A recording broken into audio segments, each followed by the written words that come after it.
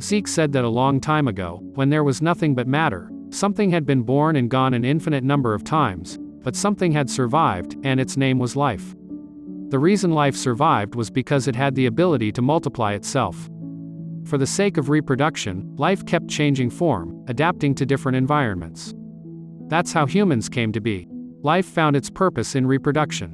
Sand, pebbles and water don't get any bigger. Their life tries to make the most of what they have.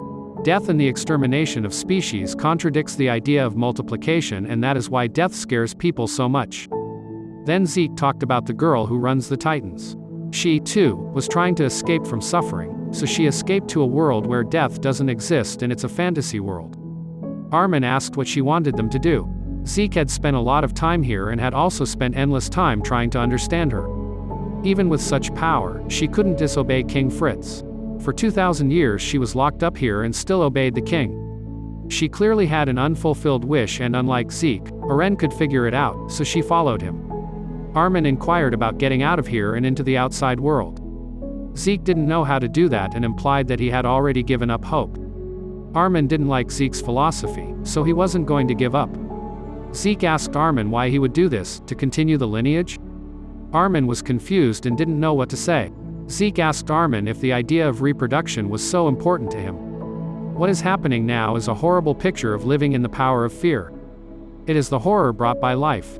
Armin got angry and said that his comrades are fighting to save as many people as possible from this horror. They are fighting their fear. Zeke didn't understand why it was shameful to lose, because any life is inevitably followed by death. Perhaps before death one can breathe a sigh of relief, end a meaningless existence, forget how one danced to the tune of the instinct of preservation and become free.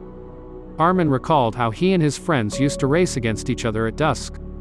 When Eren had suggested this game, Levi had run after him, and Armin had been the last to run. The wind was not cold that day. Even running was pleasant. The dry leaves were dancing in the air. And at that moment he wondered if he had been born to play catch-up with the three of them. And every time he thought about it, Armin held a petal in his hand and said he found it in the sand, but instead of a petal, Zeke saw a baseball and he didn't understand why it was here. Zeke remembered playing with that ball and throwing it over and over. He said it didn't make sense, but it would be enough for him to play with the ball. At this time, Ani attacks the Titans, but another giant Titan helps her. The guys who flew the winged Titan shot the one that ate Armin. Levi chopped the Titan's mouth open and Armin got free.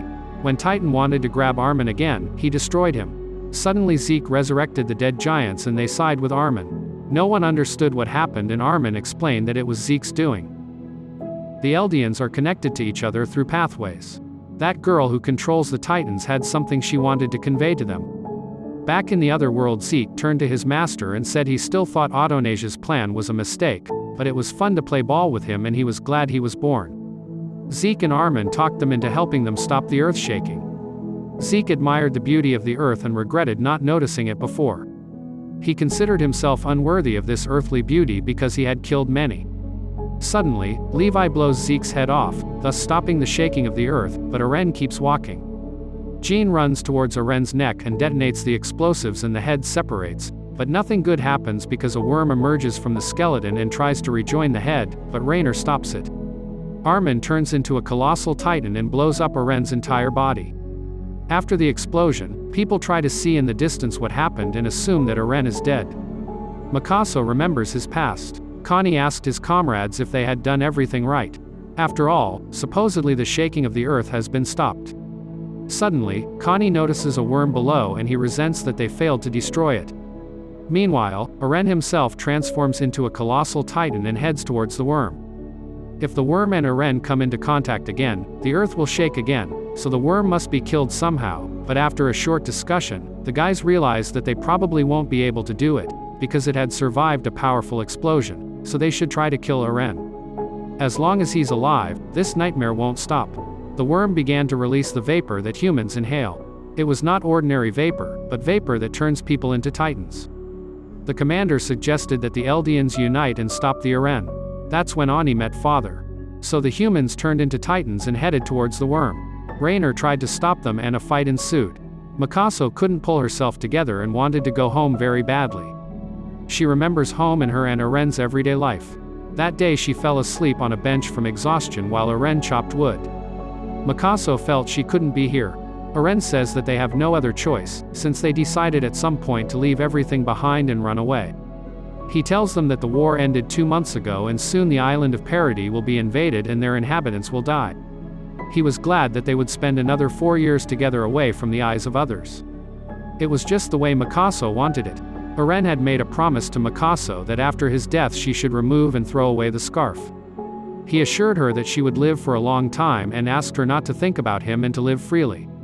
As Mikasa prepared to attack Eren, she mentally apologized to him and told him that she would not be able to keep her promise, and tied the scarf on herself. Eren was in her mouth and she asked for help. Her comrades epically trashed the Titans and helped Mikasa into her mouth. She sliced off Eren's head, looking him in the eye. As she took Eren's head, in her mind they were in a world where there wasn't all this horror. Where there was peace and tranquility. She kissed Eren's head because she loved him so much.